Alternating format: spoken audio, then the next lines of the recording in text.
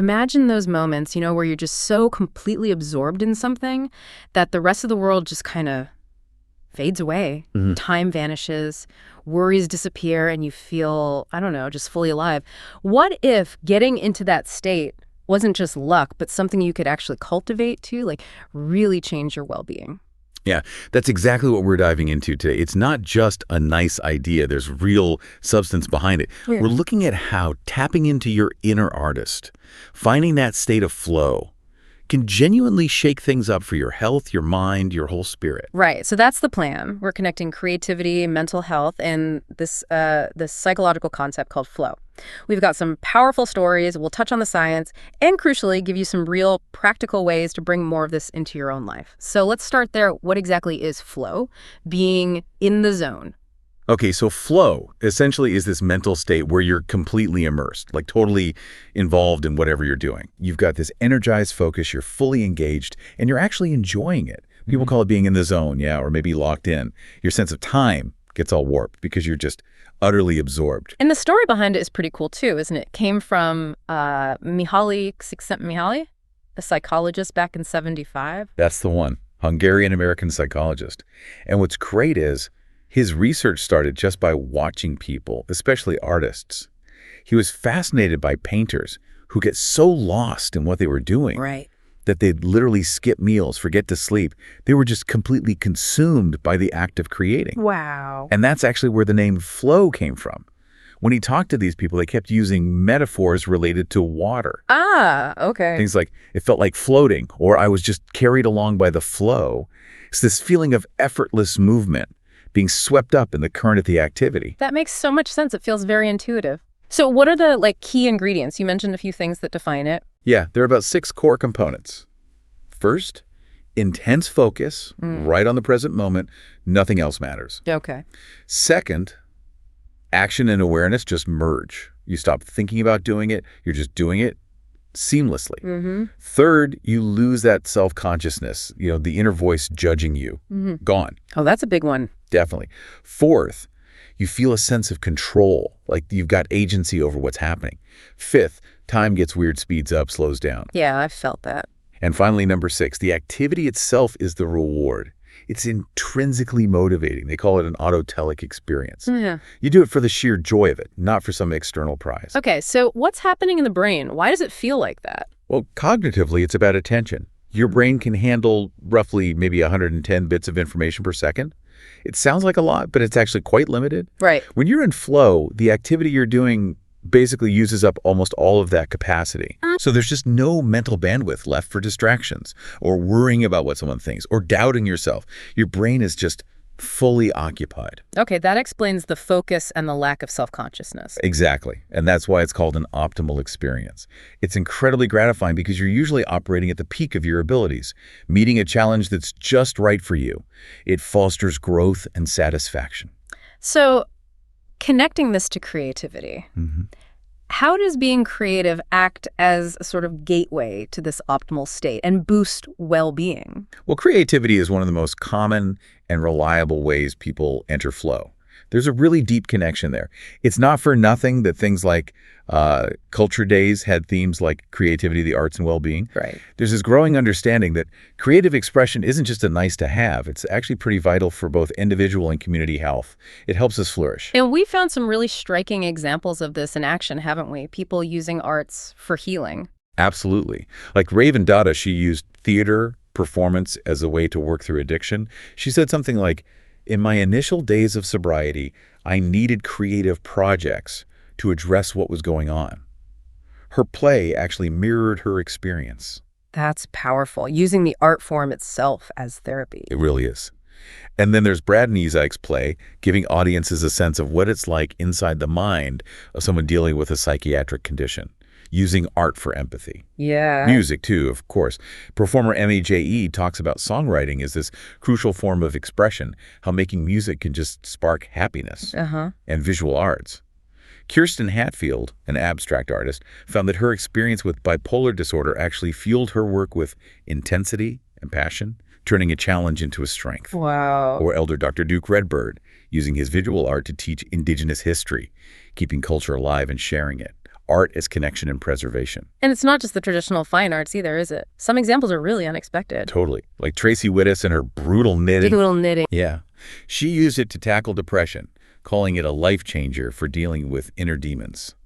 Or Arlene Weber making these tiny, intricate paintings as a deliberate challenge for herself. Amazing. These aren't just hobbies. They're clearly deep, meaningful practices for them. And Kathleen Noel Black uses all sorts of art forms to make healthcare environments better for everyone, patients, families, staff. It really shows the breadth of it. So let's zoom in on writing for a second. Creative writing seems like a really accessible tool. What are the specific psychological benefits there? Yeah, creative writing is fantastic for emotional management. One big thing is mental clarity. How so? Well, when you write things down, you have to organize your thoughts. It forces you to gain perspective, maybe make better judgments. You become more aware of your own internal landscape, your emotions. Right. There was even a study showing just 20 minutes of writing about opinions and feelings led to, quote, superior mental clarity. It's like cleaning out your mental closet. That makes sense. Tidying up the thoughts. And what about self-esteem? Writing can definitely boost that. It gives you a safe space to express yourself without worrying about being judged immediately. You can explore your own thoughts, your own importance in a private way. Okay. And attention span. We hear so much about shrinking attention spans. Right. Writing pushes back against that. It forces your brain to focus, to multitask in a complex way. You're composing, thinking, reading your own words all at once. It really exercises that concentration muscle. Good point. And it's a great self-care tool for stress. Just getting difficult feelings out onto paper can be incredibly cathartic. Remember James Pennebaker's work? Vaguely, remind me. He found that people who wrote about really tough emotional experiences actually had fewer physical health problems afterward, like migraines. A tangible benefit. Yeah, that's significant. Yeah. Plus, it just naturally sparks more creativity. The act of writing generates new ideas. Free writing exercises show this clearly.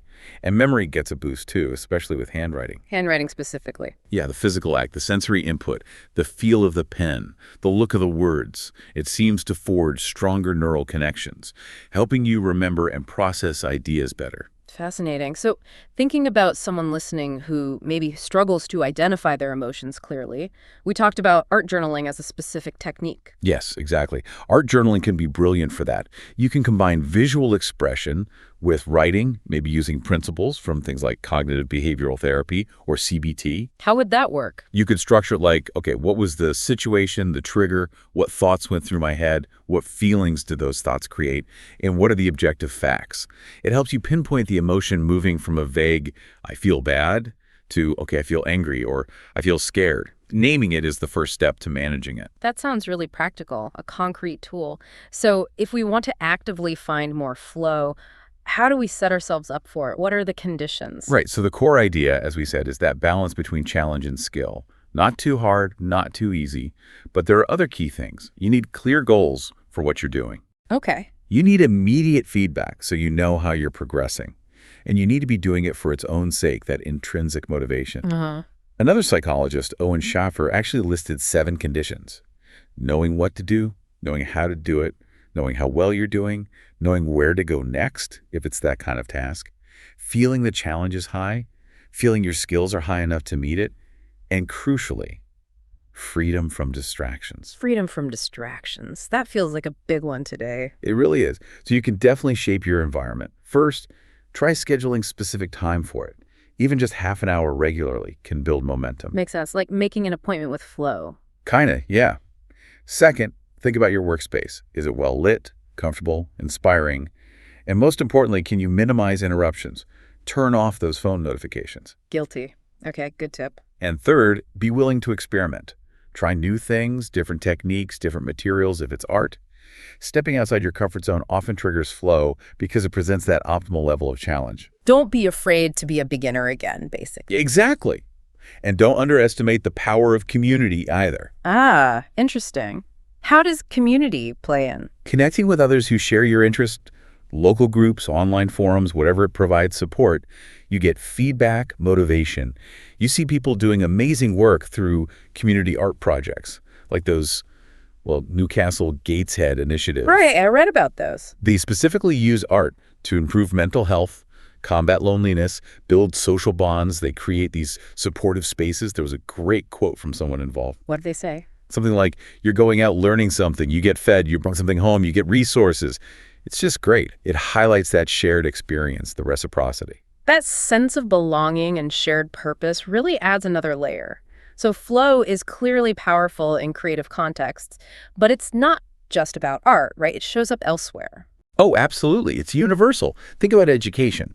When students are in flow, they're more engaged, they learn better, recall information, solve problems more effectively. It boosts their motivation to learn. Okay, makes sense for learning. What about sports? That's the classic zone for athletes, isn't it? Yeah. Peak performance often happens in a flow state. Everything feels effortless, automatic. You hear athletes talk about it all the time. Like who? Any examples? Ayrton Senna, the Formula One driver, described a qualifying lap once as driving in a different dimension, in a tunnel, just completely absorbed, operating beyond normal limits. Wow. Or Wayne Gardner, the motorcycle racer, talked about an above-body experience, like he was watching himself race. These are extreme examples of flow, where skill and focus are just off the charts. Incredible. And work. Can we find flow in our jobs? Definitely. Flow at work leads to higher job satisfaction, better performance, more innovation, productivity. It helps create what Csikszentmihalyi called good work, where you're enjoying using your skills to the fullest and contributing to something meaningful beyond just yourself. So the conditions are similar. Clear goals, feedback. Yes, clear goals, immediate feedback, and that critical balance between the challenges of the job and your skills to meet them. When that balance is right, people grow. They develop more complex skills, emotionally, cognitively. Okay, so it sounds amazing, but what gets in the way? What stops flow from happening? Well, the main roadblocks are usually apathy, boredom, or anxiety. Right. If the challenge is way too low compared to your skills, you just get bored. There's no engagement. If the challenge is way too high, you feel overwhelmed, anxious. You can't cope. So it's about finding that sweet spot. Exactly. And it's dynamic. If you're bored, you need to find ways to increase the challenge. If you're anxious, maybe you need to step back and build up your skills a bit more before tackling it. It's a constant calibration. So with all these positives, is there any downside? Or is flow always just good? That's a fair question. It needs a bit of perspective. While flow itself feels fantastic and has huge benefits for growth and meaning, Csikszentmihalyi did offer a slight caution. He noted that because flow activities are so enjoyable, they can become addictive for some people. There's a potential risk of using flow as an escape, becoming less willing to deal with the messy, sometimes ambiguous parts of regular life. Ah, okay. So it's about engagement, not just escapism. Precisely. Its real value isn't as a way to avoid life, but as a way to make life richer, more intense, more meaningful. It's about strengthening yourself within life, not outside of it. That's a really important distinction. Yeah. So wrapping up, it feels like we've seen just how tightly linked our creativity, our mental state, and our overall sense of well-being really are. Definitely. That state of flow, whether you find it painting, writing, playing music, coding, gardening, whatever, it's this incredible pathway to deep satisfaction and personal growth. It's about discovering yourself through doing, really. Yeah. So maybe the question for you listening is, what's one small thing, one small creative step you could try this week, just to invite a little more flow into your life? And maybe it's not about being brilliant at it straight away. Not at all. It's more about just being present in the activity, losing yourself for a bit in the simple enjoyment of creating or doing, finding that zone where challenge and skill meet. We really hope this conversation sparks something for you, inspires you to maybe explore your own inner artist, whatever form that takes, and tap into that power of flow. Absolutely. Until next time, keep exploring, keep creating. And keep finding your zone.